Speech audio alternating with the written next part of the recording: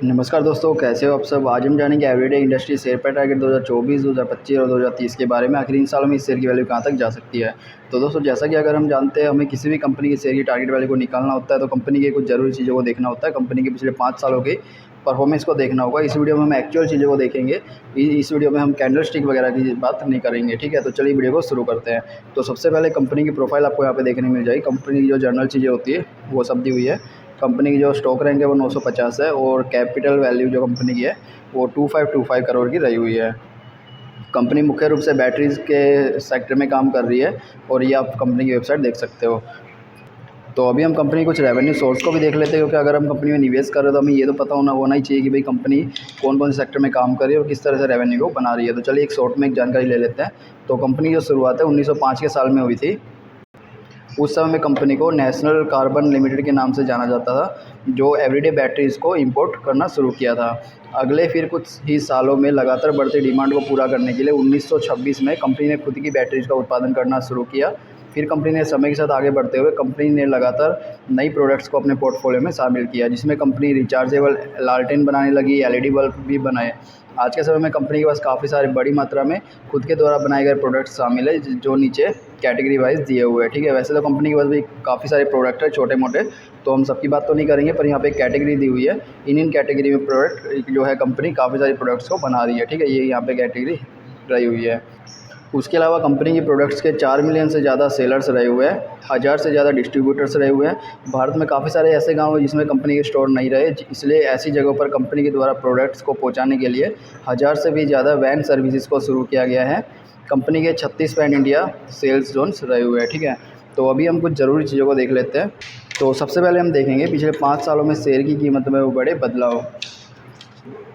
तो जैसा कि हम देख सकते हैं 13 मई 2019 के टाइम में कंपनी के शेयर की वैल्यू 74 रुपये के आसपास ट्रेड किया करती थी, और 5 सालों के बाद यानी 6 मई 2024 को कंपनी के शेयर की वैल्यू 332 रुपये के आसपास ट्रेड कर रही है, और यह वैल्यू मैक्सिमम गई है 441 रुपये तक। मतलब कंपनी ने पिछले 5 सालों में 74 रुपये से ट्रेड करने वाली शेयर की वैल्यू 441 तक चली गई है। तो लगभग जो है कंपनी ने 5 गुना का रिटर्न पिछले 5 सालों में दिया है, जो कि एक अच्छा रिटर्न कहा जा सकता है, जो कि एक प्लस पॉइंट है निवेशकों के लिए। तो यहाँ पे हमने एक व्हाइट बोर्ड को रखा है जहाँ पे प्लस पॉइंट और माइनस पॉइंट ऐड करते हैं। तो यहाँ पे हमने एक प्लस पॉइंट दे दिया है कंपनी को, क्योंकि कंपनी ने अच्छा रिटर्न दिया है। उसके बाद है कंपनी के पिछले 5 सालों की फाइनेंशियल रिपोर्ट। तो दोस्तों, अगर हम 2019 में देखें तो कंपनी के द्वारा 1541 करोड़ का रेवेन्यू बनाया जाता था और नेट इनकम कंपनी की 47 करोड़ की बन रही थी, ठीक है। अगर 5 सालों के बाद 2023 में देखें तो कंपनी का जो रेवेन्यू है 1541 से बढ़ के हो गया है 1336। मतलब कंपनी की रेवेन्यू में गिरावट हुई है, और नेट इनकम जो है कंपनी की 47 करोड़ से घट के हो गई है 27 करोड़, और कंपनी 2021 में नुकसान में चल रही थी। यहाँ पे आप माइनस देख सकते हो, ठीक है। तो ये एक अच्छा संकेत नहीं है। इससे कहा जा सकता है कि कंपनी जो है धीरे धीरे ही सही पर लगातार फाइनेंशियल रूप से स्ट्रॉन्ग नहीं होती जा रही है, और नीचे आती हुई देखी जा सकती है, जो कि एक माइनस पॉइंट है, क्योंकि कंपनी जो है फाइनेंशियल रूप से स्ट्रॉन्ग नहीं हो पा रही है। उसके बाद हम देखेंगे पिछले कुछ साल में कंपनी की संपत्ति में होने वाले फेरफार, यानी कंपनी की संपत्ति में क्या बदलाव हुआ है पिछले 5 सालों में। कंपनी की संपत्ति यानी जो कंपनी के एसेट्स होते हैं जिसकी मदद से कंपनी रेवेन्यू को बनाती है। तो देखिए, अगर 2019 में देखें तो कंपनी के पास 1207 करोड़ के वैल्यू के एसेट्स रहे हुए थे, और 5 सालों के बाद यानी 2023 में देखें तो इन कंपनी की संपत्ति 1207 से घट के हो गई है 982 करोड़। ये भी एक अच्छा संकेत नहीं माना जाता, इसलिए हम इसको भी एक माइनस पॉइंट रखेंगे। क्योंकि दोस्तों, अगर कंपनी के एसेट्स लगातार कम हो रहे हैं तो इससे कंपनी के रेवेन्यू सोर्स भी कम होने के चांसेस काफ़ी ज़्यादा होते हैं। यही कारण है कि हमने इसको एक माइनस पॉइंट दिया है। उसके बाद हम देखेंगे कंपनी के द्वारा दिया गया डिविडेंड। क्या कंपनी अपने निवेशकों को डिविडेंड का लाभ दे पा रही है अभी? तो कंपनी ने देखिए 2018 में डिविडेंड दिया था, 2016 में दिया, 15 में, 14 में और 11 में। कंपनी 2018 के बाद से कोई भी प्रकार का डिविडेंड निवेशकों को नहीं दिया। तो इससे ये भी कहा जा सकता है कि कंपनी 2018 में ज़्यादा प्रॉफिट में चल रही थी, उसके बाद कंपनी ज़्यादा अच्छा प्रॉफिट नहीं बना पा रही, जो कि हम कंपनी की फाइनेंशियल रिपोर्ट में भी देख सकते हैं। तो ये भी हम इसको एक माइनस पॉइंट देंगे। उसके बाद है कंपनी का शेयर होल्डिंग पैटर्न।